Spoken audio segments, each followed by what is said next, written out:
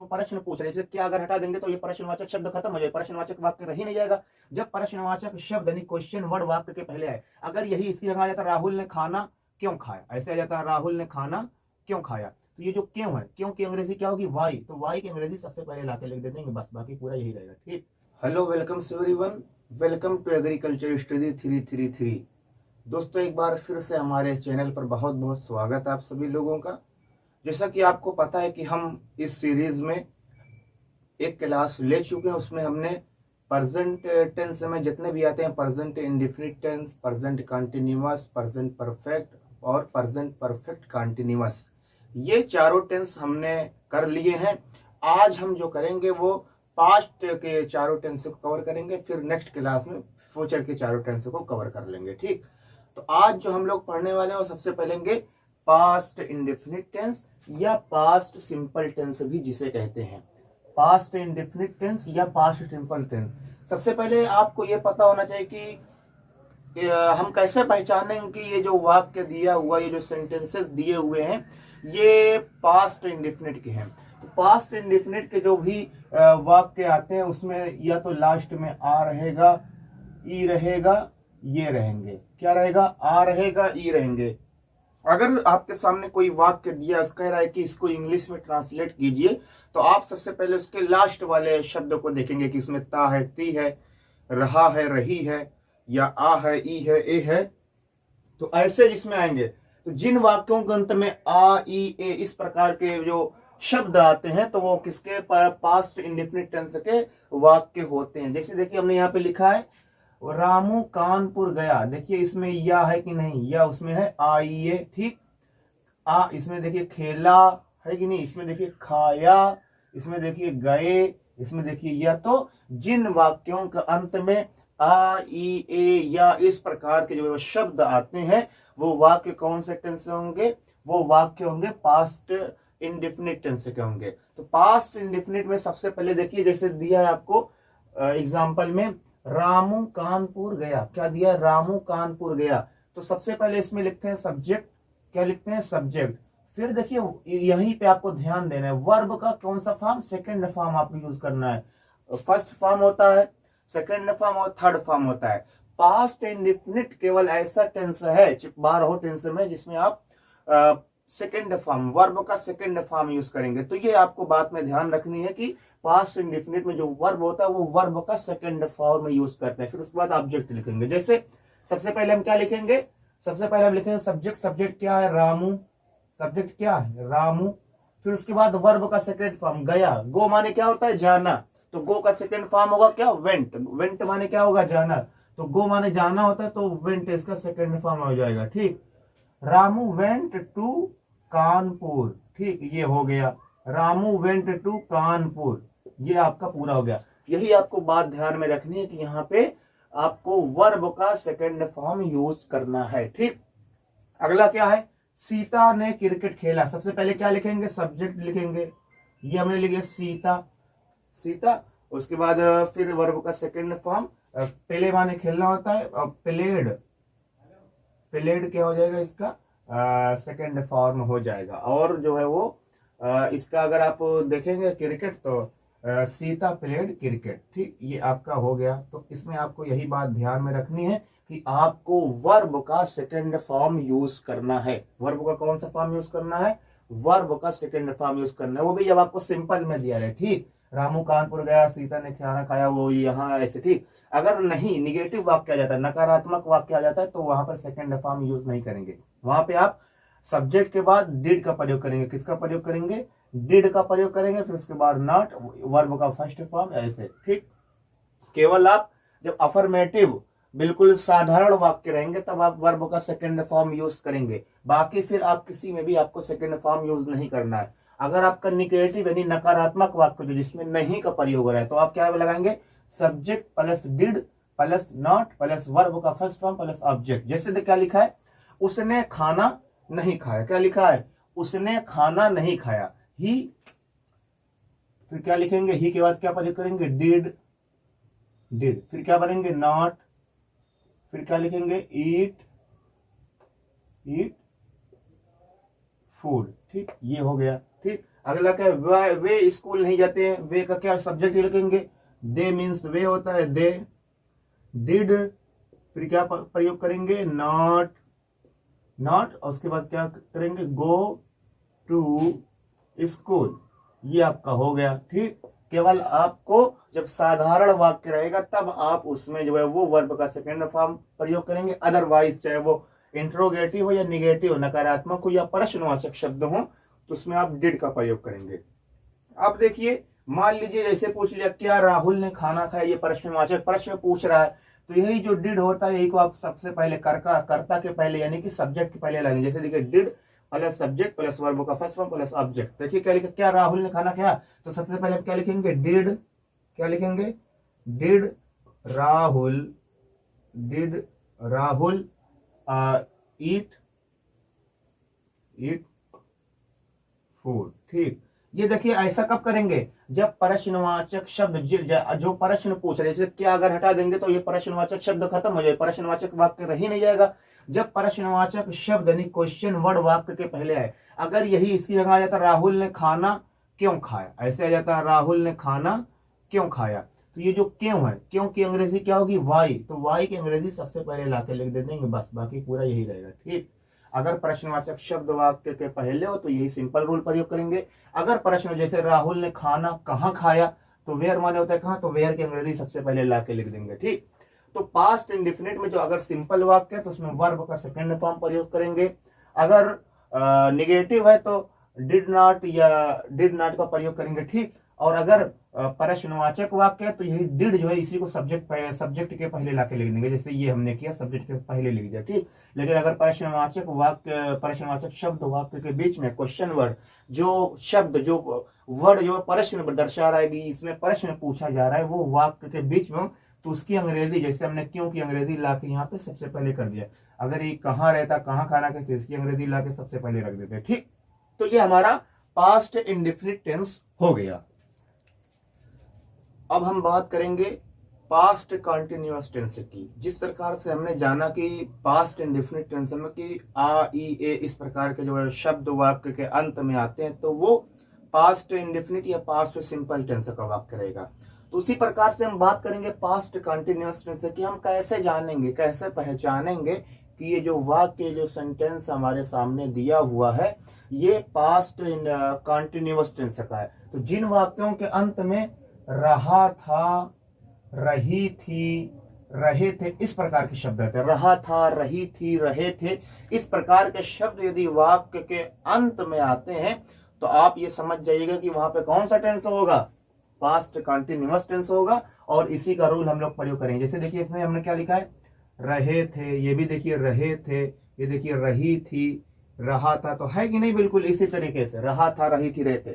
तो जिन वाक्यों के अंत में रहा था, रही थी, रहे थे इस प्रकार के जो है शब्द आते हैं वो पास्ट कंटिन्यूअस टेंस का जो है वाक्य होता है। तो इसमें क्या रूल प्रयोग करेंगे, सबसे पहले हम लिखेंगे सब्जेक्ट, सब्जेक्ट के बाद लिखेंगे वाज या वेयर। अगर एक वचन है तो हम लिखेंगे वाज, अगर बहुवचन है तो हम लिखेंगे वेयर।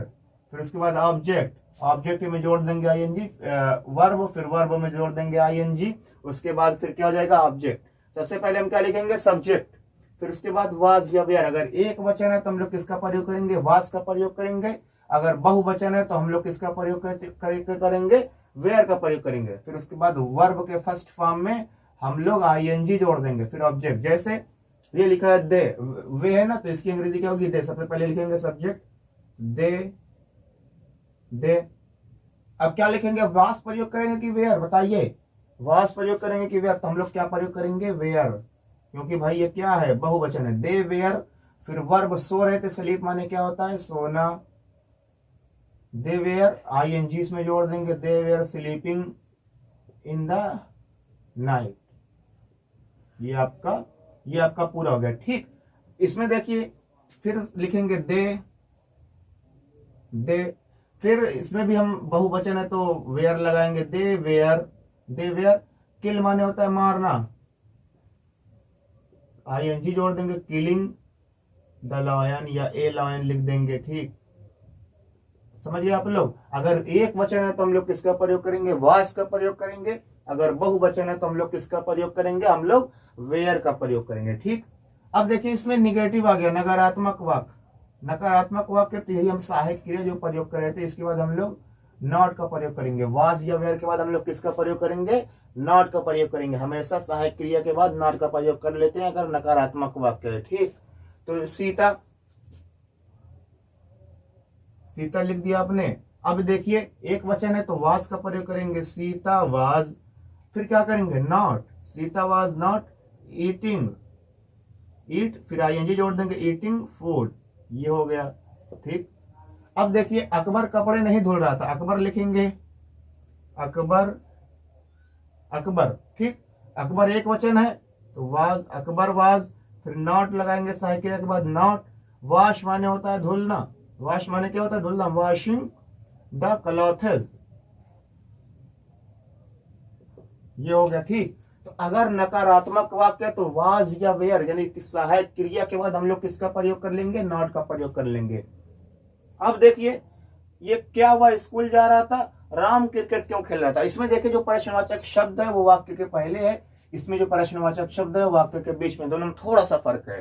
तो हमने क्या पिछले पास्ट इंडिफरेंट में क्या कहा था कि अगर प्रश्नवाचक शब्द जो है वो वाक्य के पहले, यही जो वाज या वेयर है सहायक क्रिया, सहायक क्रिया उसमें डिड थी तो डिड को जो है वो सब्जेक्ट पहले लिख दिया था, तो यहाँ पे हम लोग वाज या वेयर को सब्जेक्ट के पहले लिख लेंगे। सूत्र क्या हो जाएगा, वाज या वेयर, वाज या वेयर का प्रयोग कर लेंगे प्लस सब्जेक्ट, प्लस क्या प्रयोग कर लेंगे, subject plus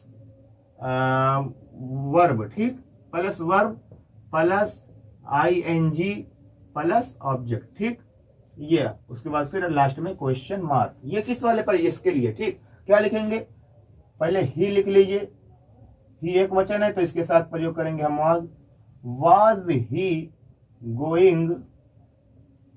going to school, क्या हुआ, स्कूल जा रहा था। फिर हमने क्या कहा, लास्ट में क्वेश्चन मार्क लगा दीजिए, क्वेश्चन मार्क लगाना है ना, खोलिएगा। ठीक, हमने क्या कहा कि अगर प्रश्नवाचक शब्द वाक्य के बीच में आए, जैसे राम क्रिकेट कहाँ खेल रहा था, राम क्रिकेट क्यों खेल रहा था, राम क्रिकेट कब खेल रहा था, वाक्य के बीच में, तो उसी की अंग्रेजी हम क्या करेंगे, सबसे पहले उठा के लगा देंगे। इसकी अंग्रेजी क्या करेंगे, इस सबसे पहले उठा के लगाएंगे। तो क्यों की अंग्रेजी क्या होती है, वाई, क्यों की अंग्रेजी क्या होती है, वाई। फिर राम एक वचन है तो इसके साथ हम किसका करेंगे, वाई वाज राम प्लेइंग